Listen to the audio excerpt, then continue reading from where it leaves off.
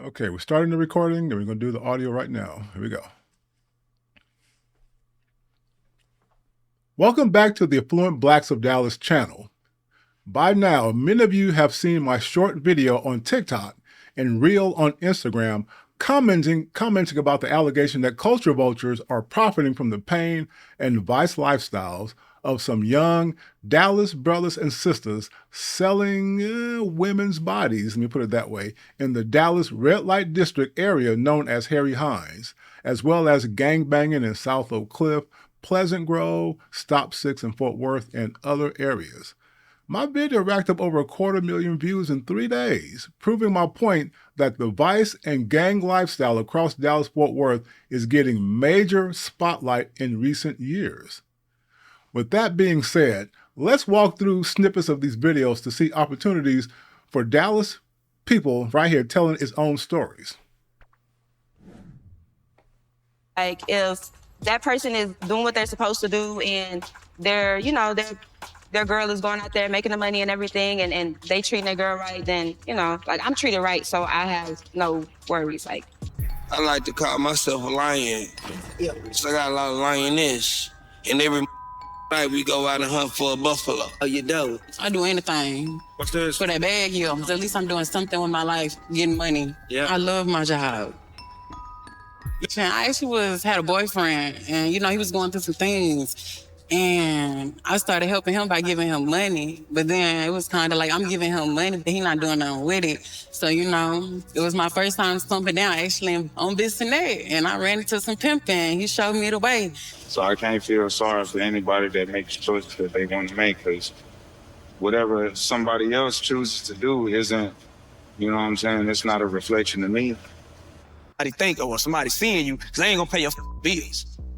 You know what I'm saying? They not gonna, that shit, them bills don't stop. Are your parents aware of your situation at the moment? My mom is. She has my daughter. Now, I'm personally not calling any of these YouTube channels culture vultures just because I don't know what's in their hearts. Perhaps they have an affinity for our culture, who knows? They certainly have a right to be entrepreneurs and pursue whatever video they want. It's free speech, right? However, my challenge is to our people in the Dallas videos to make sure if they profit from your pimping, well, pimp them back. I'm not judging the lifestyle or condoning it, but if you're out there in the Blade and other groups swoop in and put you on their videos that get millions of views, negotiate a win-win deal with them, right? Don't just hop on the videos to promote your rap or singing career, whatever they're doing out there. Become the Tyler Perry of Harry Hines. I know it sounds crazy. Tell them in exchange for appearing in their videos, you want them to promote your YouTube channel and help you produce better videos. Then you can tell your own stories and interview the people you're hustling with on the streets. You guys know that life better than anyone outside the DFW area. So why let them profit? How do you know? Tell him how I met you, nigga. I ain't gonna lie to you. I can't bite it. Ain't a pimp. Okay. Take your time though. Okay, because I listen to me. And you doing it. And I just came to you on the bread of mine up. Because I didn't change it for me. I take it from a gift up. Shit, this is what they do. It's how, I don't know. There seems to be a cultural wave happening, especially amongst our young people, where killing people, shooting people, being extremely reckless and violent is becoming more celebrated. How do we reverse that trend? I'm not sure. I think it's a lot of exposure to culture, certain things we see, how things are portrayed. Yeah, just real quick, I like this part here because the host is actually talking to a regular Dallas brother, works for the city, has a good job there. A normal brother. Most of us are like this. Let me continue. As far as in songs and movies. And do you think drill music is contributing to the cycle of violence? Can we actually blame drill music for all the violence we're seeing? Drill music, this is what kids want to hear. 75% of kids their age will choose street money over paper money, or a real job, I guess I could say, a 9 to 5. You're a man working for the city, working hard. How do we get more young people to follow in your shoes? Starts at home. We need to teach them, there's more value in doing what's right instead of doing what's wrong. 2016, he was murdered with one of his friends. Some guys had came to sell some marijuana. They pulled out guns and started to attempt to, I guess, rob them. We all are left here with the pain to, you know, that we deal with every day. Good kid, very lovable. Everybody loved him, you know. We was sitting at the table, dinner table one day, me and my boys. They was around 12, 13 years of age at the time. And I started letting them know, I said, hey, you know, y'all hitting that danger zone, like the death zone, you know, ages 13 to 25. Hey, that's a good father right there telling his son. So, we have brothers who are good fathers in the neighborhood as well. So y'all to put this out there as well. That's why I'm putting in the video right here. Let's continue. And I said, one day you might come in class and that desk is empty. Your classmate didn't make it. And I said, it may even be you. Exactly. Everybody gonna look. I said everybody gonna look out for everybody in this hood for sure. It don't matter if you got money or not money. Right. I'm just trying to get yourself bond. Shut up. Well, I'm gonna hit the whole lockout. Yeah, go ahead and show them then, man. What's up? This Hollywood drops. All right, so real quick, for those who are not in our community, the non-Black folks out there who, you know, tend to gravitate towards stereotypes or whatever, not knocking this brother. It's what he feels like doing. He likes to go shirtless in front of a store. That's him. That's cool. But you see me right now? You see I'm dressed up. You know, I'm a businessman. I don't go outside unless I'm on the beach somewhere. I'm not going outside to the store with my shirt off. That is, and many brothers who I know are the same way. We don't do this. So don't let your stereotypes get ahead of you. Let me continue.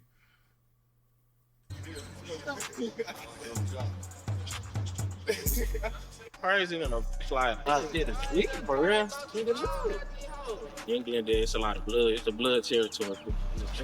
This shit y'all ain't gonna happen. This be ready, or you gonna get 8. Niggas not with me when they come to them. Yeah. AKA the Stiff Cliff, AKA Oak Cliff, Dallas, Texas. But Big Cactus, isn't Oak Cliff one of the hotspots for Dallas drill music, AKA the new genre sweeping Texas full of young savages lurking at every single turn? Yes. That is correct.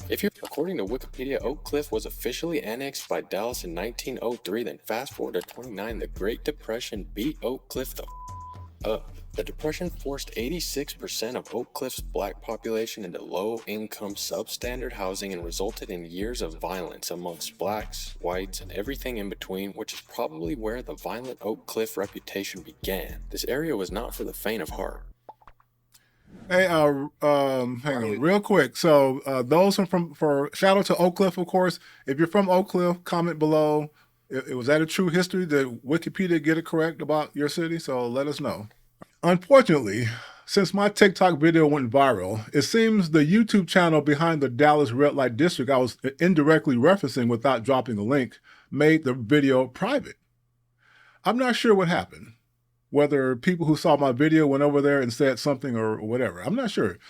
But that was not my intent at all, if that's the case. Please don't go to any other channel with negative comments if that happened. I don't know if that happened. I'm just saying, just don't do that.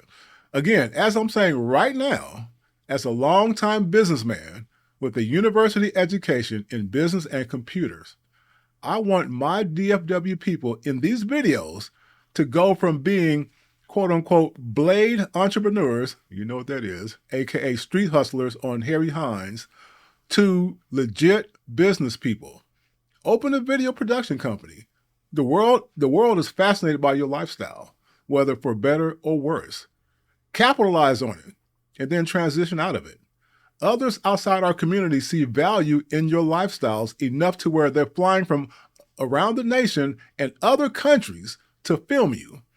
So open your eyes and reclaim your commodity. These polished, well-produced YouTube channels from outside DFW travel here to do documentaries about these dangerous lifestyles, spending 99% of the content of their videos focused primarily on these Dallas brothers and sisters talking about their gang and vice lifestyle. Some seem to be proud of it, almost glamorizing it. A few most likely are just out there acting a fool for the cameras, right? We know that.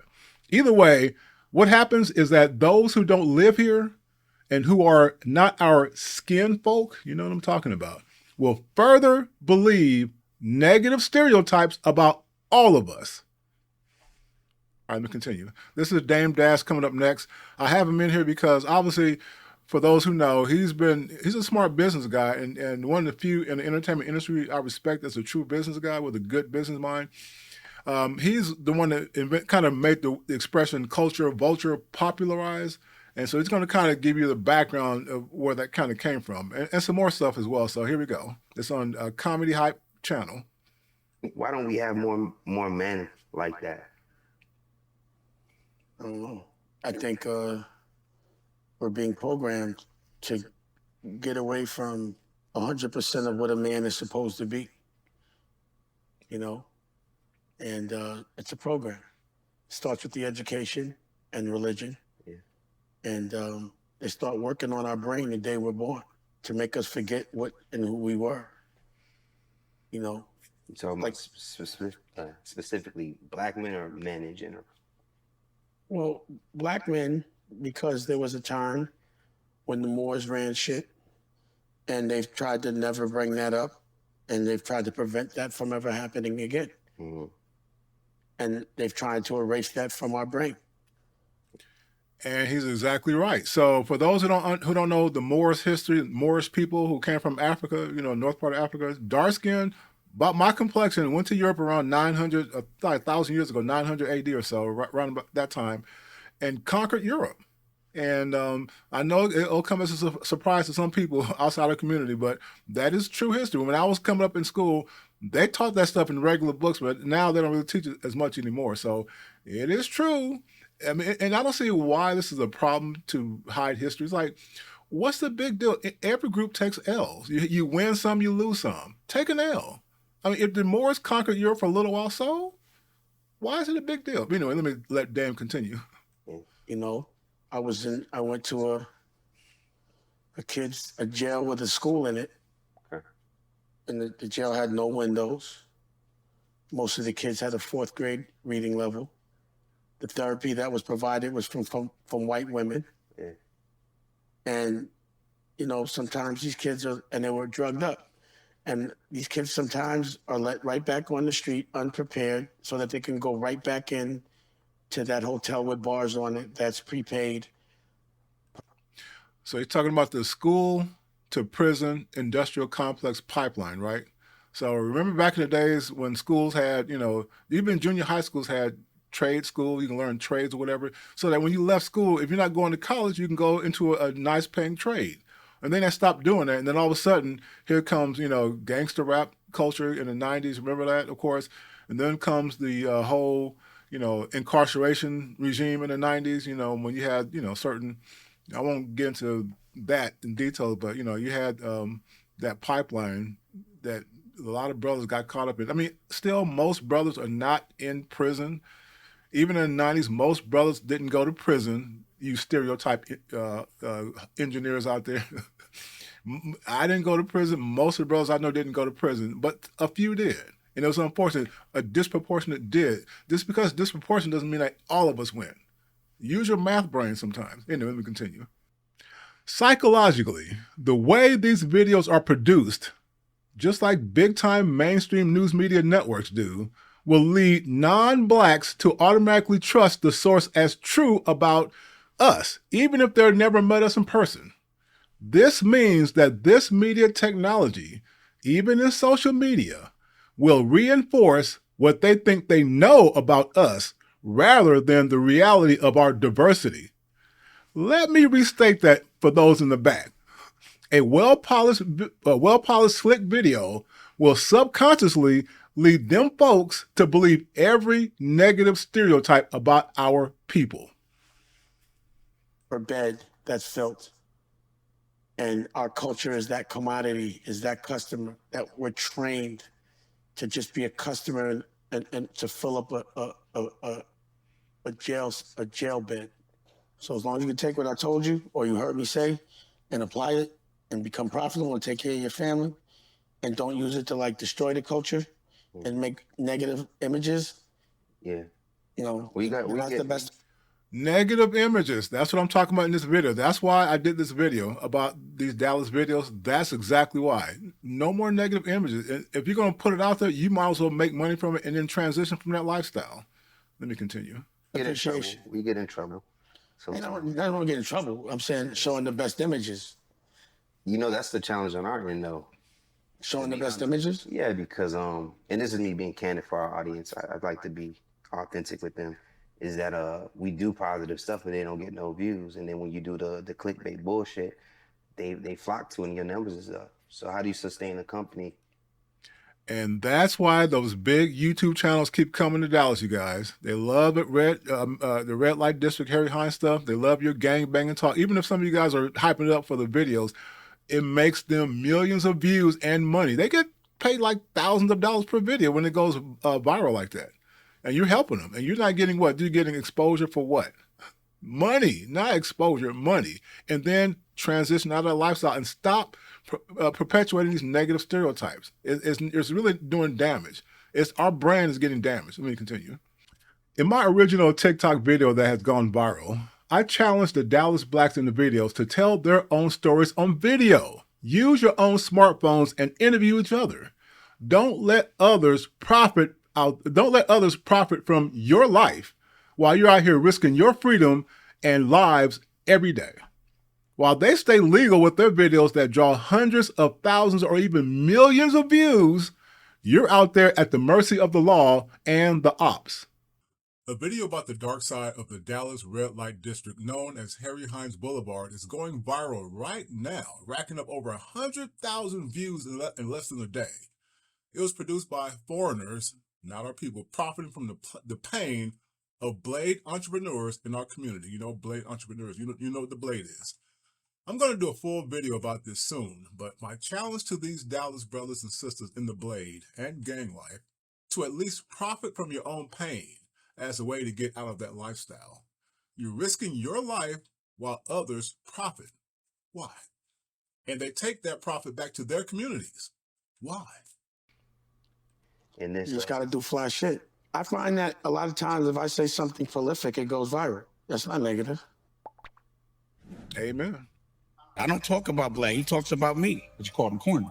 Yeah, he's corny. He's talking about me. That's my reaction to him talking about me all the time. That's corny. Also, he tends to talk about our business. He's not from our culture. He tends to make people talk about illegal things that can get people in trouble. He tends to take advantage of people that haven't been in front of a camera. All right. You heard what he just said? I mean, I don't know DJ Vlad. I don't know what's in his heart, so I'll leave that to Dame. But long story short, he gets him to talk about illegal things. That sound familiar, people in Dallas? Huh? That sound familiar? You recognize that? When these guys come in, they're legally recording you, interviewing you, and then flying to the next city with your life story that they're going to commoditize and make money on and monetize. While you're out here risking your freedom and your life, right? All right, with negative, talking about criminal stuff that can technically put you in prison. Now, obviously, you know, Dallas police, you know, they got probably more important things to look out for rather than fighting, you know, two consenting adults exchanging money for, you know, intimacy, you know. So, but having said that, technically it's still illegal and they can lock you up anyway. So let me continue. Now, you all see that Tyler Perry is doing quite nicely with his big video production facility in Atlanta, right? Who among you will be the Tyler Perry of Harry Hines, Oak Cliff, Stop 6, Northeast Dallas, Pleasant Grove? What are you waiting for? Go out there and tell your stories, pull your resources together, establish a production company. Hey, I'll put the word out in my network. The next time you get interviewed by these channels, make a deal with them.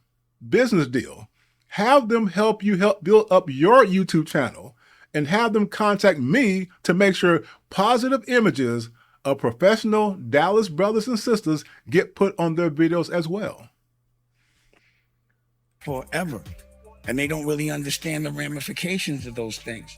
People tend to go to jail that have been interviewed by him and their friends. There you go.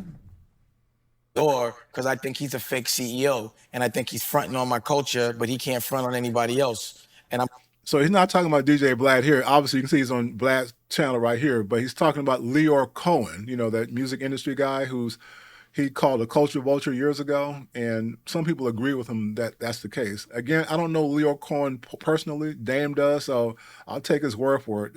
But obviously, you know, the culture vulture is the kind of person where they're not us, and they swoop in. You know, they exploit our culture, right? Make money on it, but give nothing back. They move on to the next thing. That's what vultures do, right? They swoop in, eat the rest of the flesh off the carcass, and then once it's down to bones, they go to the next dead body, right? That's what they do. So to avoid being a culture vulture, obviously, these channels should give something back. But I'll talk about that later. I'm calling him out publicly, and I want him to stop trying to rape my culture. Go make some money with some other people. Yeah, just get money in their culture. Let them do it. Let's let the violence stay there. Let's benefit from the violence and not bring in, like, you know what I mean? It was like they have people that their job is to create beef so that they can monetize it. Pause. There you go. See? And finally, insist they spend more than a few seconds where they briefly say, we're not glamorizing the lifestyle, you know, real quick, yet our eyes can clearly see the obvious. Again, not knocking their hustle, because we gotta stop letting outsiders profit from our lifestyles, pain, and trauma. So make sure these channels also shout out local charities and nonprofits who help people get out of these lifestyles. I got some in my DMs already right now. That's how they can avoid the label culture vulture. Again, no shade to these foreign channels, as they are smart entrepreneurs that these brothers and sisters can learn from. Your man Leor Cohen invented the 360 deal. He invented rob the artist deal and make you be corporate to get from one level to the next. And then when he gets fired or he retires or whatever happened over there, all of a sudden now he's all independent. But when I was independent, and I was saying that 5 years ago, everybody said I was nuts. He was the main guy telling people, don't listen to Damon. He don't think I was hearing about everything he was telling people. That's why I be getting at him openly. He's a culture robber. That's what I've been referring to. Leor is corny. He's whack juice. And whoever's with him looks weak. So I suggest you don't. I would never mess with Leor. It makes me look like I ain't got no backbone. Because he don't care. He don't care nothing about the culture. It's all about the money. And there you go. Got to care about the culture. And there it is, beautiful people all across the land of Dallas-Fort Worth. You hear me say that a lot. I have no problem with others swooping into our area, seizing an opportunity to make money from well-produced videos about the vice lifestyles of our people. My challenge, however, to us is, why let others benefit from these lifestyles, and yet we only just want to be seen on their videos for music industry opportunities or whatever. It's time to be full-blown movie and TV production moguls. All eyes are on DFW right now, so get busy forming alliances and produce your own stories. I hate to repeat myself, but hey, I gotta hammer the point home. Don't wait for others to profit from you. Make a deal with these channels that is truly win-win, not for mere exposure. Who cares about that? Anyway, I'm John, the CEO, master of business technology, and I approve this message. All right, until the next video, brothers and sisters, take care.